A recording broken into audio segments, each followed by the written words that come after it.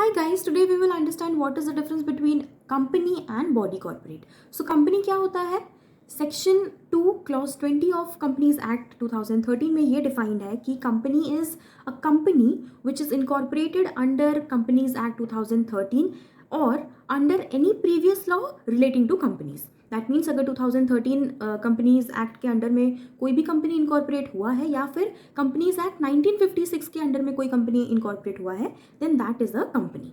So obviously it has to be incorporated in India, मतलब इन्हीं दो लॉज में इनकॉर्पोरेट होना चाहिए, राइट. अब देखते हैं बॉडी कॉर्पोरेट क्या होता है. बॉडी कॉर्पोरेट का जो डेफिनेशन है that has been defined in section 2 clause 11 of companies act 2013. तो उसमें क्या बोला है कि the definition starts with includes. Body corporate includes all the companies which are incorporated even outside India.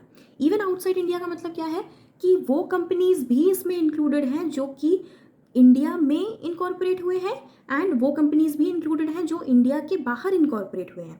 That means Indian companies as well as foreign companies दोनों ही body corporate में आते हैं. और इसके अलावा बोला है कि anything which has a separate legal entity that will come under body corporate. So जिसका भी सेपरेट लीगल एंटिटी है वो बॉडी कॉर्पोरेट में आएगा. सो यहाँ पर हम बोल सकते हैं कि body corporate is a set और कंपनी इज अ सबसेट.